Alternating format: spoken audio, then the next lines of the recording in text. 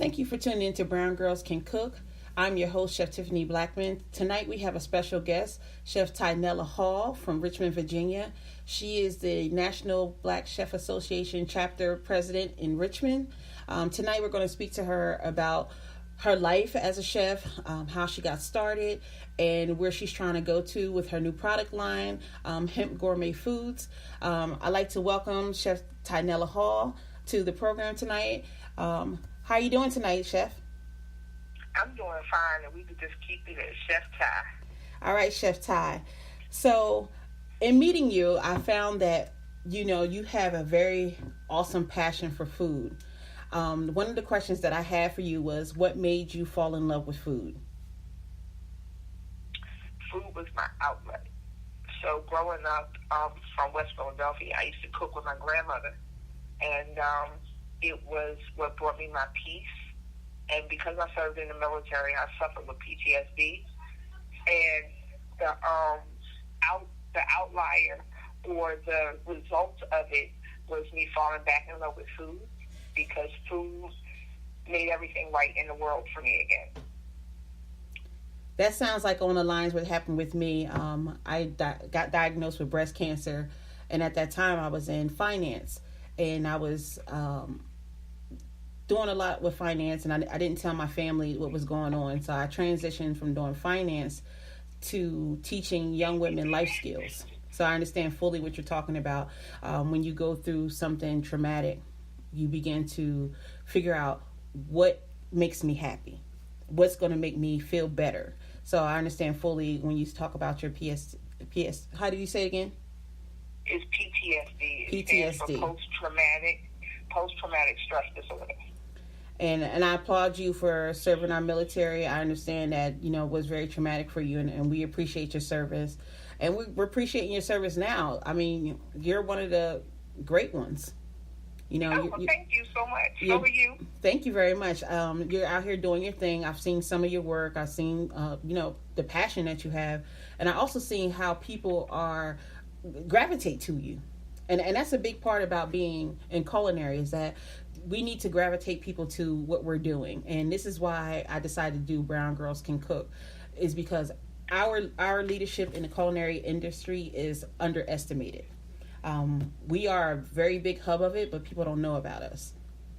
We're not so far in the mainstream as people think we are. Just like, for instance, not too long ago, I was told about the first person that won Chopped was a female black chef, the very first one actually to win Chopped. And Chef Danielle. Yep, Chef Danielle. And no one knows anything about her because they didn't put her into the limelight as they should. And then to go on to win the champion Chopped, that was amazing. But how many people actually know that? So that's in a movement in itself. And this is why Brown Girls Can Cook has come to fruition, is because we're trying to figure out, where do we stand in this industry? How can we make it better for our younger generation that's trying to come up and become amazing chefs and want to have that standout, not just where they work, but they want to have that standout within their brand and in their community. When did you know being a chef was your passion? Actually, it's both a sad and a happy start. My grandmother, who raised me, she passed away right after Christmas of 2010. Around about my birthday in September, she told me, "Baby, you've done everything for me to make me as a parent proud. I want you to do something for yourself that will make you happy." And she gave me her blessing to leave nursing and to go and pursue my area of cooking, because she knew and she watched me before she got sick, watched how I came to life in the kitchen, and how, as much as I love being a nurse, and as much as I will go back to it, if anybody that I care about gets sick, I will definitely be their nurse, like I am for my mother right now, my mother-in-law. But she was like, your peace and your joy and the smile and the dancing that you do when you're in the kitchen, I know that's where you belong. So before I close my eyes, I want you to go back to school and do what you have to do to start the life that you need. And most people in life don't get that. They don't get to know that, their parents are proud of them. that they've done everything that they needed to. That's what we, as children, we grow up, we want our parents to be proud of us, so we do things for them.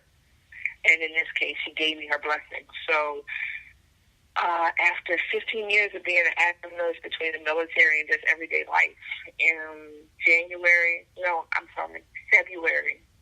of 2011, I embarked on going to school. I had been cooking before that and had started up a little bakery business because I love to bake cupcakes, and I named it after my daughter. So, but 2011, I went on the educational side of it to learn the differences and to get the piece of paper that society wanted me to have to say that I was a chef. And I agree with that. That's the same thing with me, recognizing that we are not noted as a chef until we get that piece of paper, going through the processes. But like you, that was something that I wanted and I required myself to get, because it's very, very important to have that piece of paper. Because when you go into a bank or even to get a rental of a restaurant, they want to know what your credentials are. They want to know, what school did you go to? What was your GPA?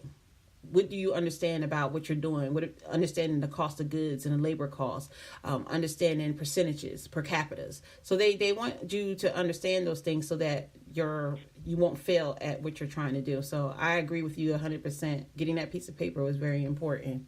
Very, very important. So thinking about your paperwork and your credentials, let's talk about your movement in the hemp-based products and what are you contributing to the culture of hemp?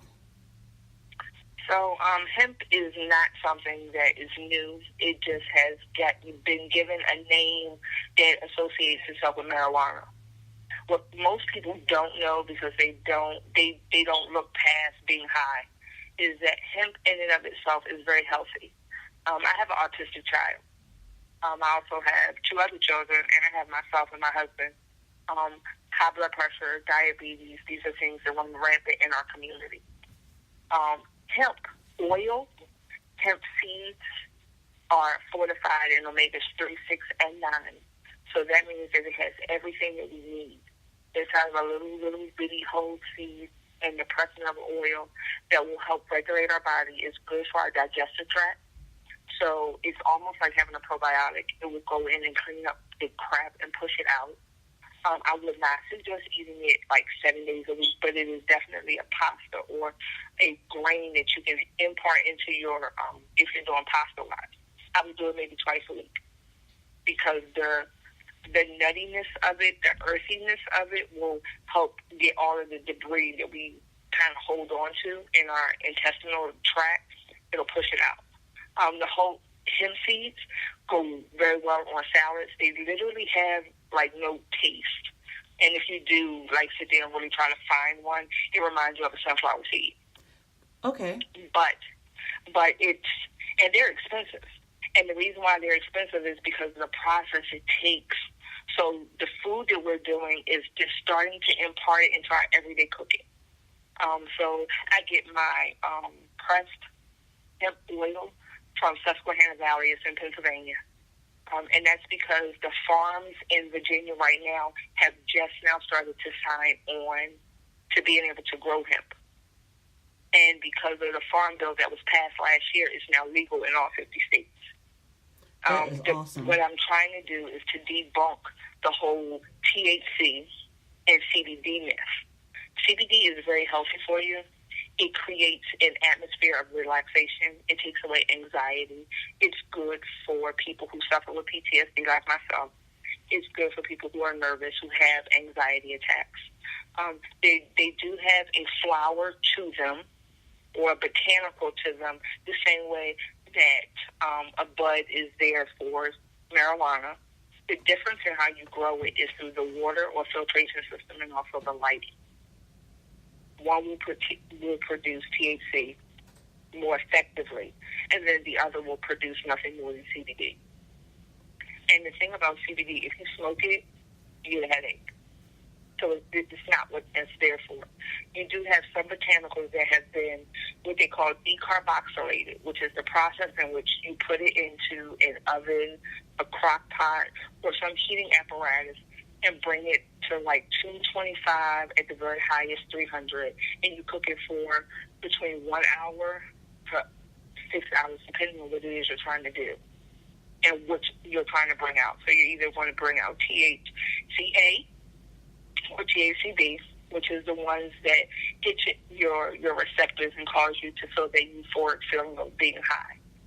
And then CBD hits those same sensors, but in a different way. It causes relaxation. It just brings over a euphoric feel of just being calm.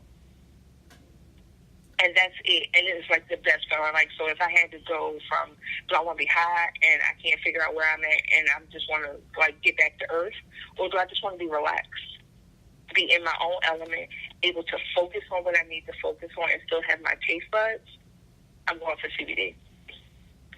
So my company is called Gourmet Hemp Foods. So I produce dry pasta as well as fresh pasta. And we have started a sauce line because everyone likes to dip something. So we have a marinara sauce. We have a honey barbecue sauce. We have a hot sauce. And we're working on another sauce right now. So, and then I now have tea. So I will be bagging up and making tea bags.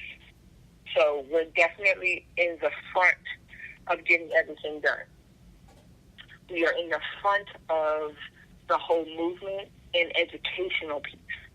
And that's the thing, it's about educating yourself. So thank you for asking me the question about the company. I do appreciate it. No, that's the biggest part. See, we have a lot of us out here that are into the science of the food. So being in the science of the food, you're able to help other people. So like a person that has, like you said, an issue with relaxing, falling asleep, this may help that person. You know, they'll further appreciate the fact that you understand what hemp is all about and what it can do for the culture. And people that deal with cancer, people that are in chronic pain like fibromyalgia, you know, those people can utilize this hemp to relax their body, you know, and be comfortable. Because I will tell you, I went through chemotherapy and radiation therapy, and you get burned. It's not a relaxing feeling in your body, and you get jitters really, really bad. So being able to understand something like hemp, the next time I have to go through that process, hey, I might say, you know what? I need to get with you so that I can get a proper meal plan with the hemp gourmet foods. So that is a awesome field to go through. I mean, I understand it. I actually, after you spoke to me about it previously, I did my little research on it myself, and I was like, wow, this is a great product. You know, this is something that I can eventually use, because they also have lotions, things that can help relax the body, which I thought was amazing. And the person that deals with chronic pain, you know, that is very, very helpful. Now you can actually put it through your body by feeding yourself with it. I mean, that's amazing. Tell me a little bit more about what hemp can do for you. So hemp can clothe you, actually. So like the fibers at the end of the stalk, they can be woven into clothing. Hemp is one of the only things that has been around since basically the earth has been there. And it can clothe you, it can feed you, and it can also go into the insulation of your home. One of the best things about the hemp that I have fallen in love with is the CBD side of it. It's not about marijuana. It really is not. Like, I just need to totally make sure everyone who hears my voice understands that it's not about being high. It's about being relaxed. And just what you say with pain, with fibromyalgia, it gives you a complete sense of being okay where you are. And it's so much so that, you know how they have animals like pets and stuff who have been exposed to traumatic incidents. They're now putting it in dog treats so that you can give it to your pets. You can give this to children who have epilepsy. You can give this to children who are anxious, because it's not about, you know, them feeling anything other than relaxed and able to focus. That's awesome. So we're going to take a quick break real quick, and then we're going to come right back to this. Let's give her a hand right now, everybody. I mean, she's kicking some real knowledge, and we'll be right back with you.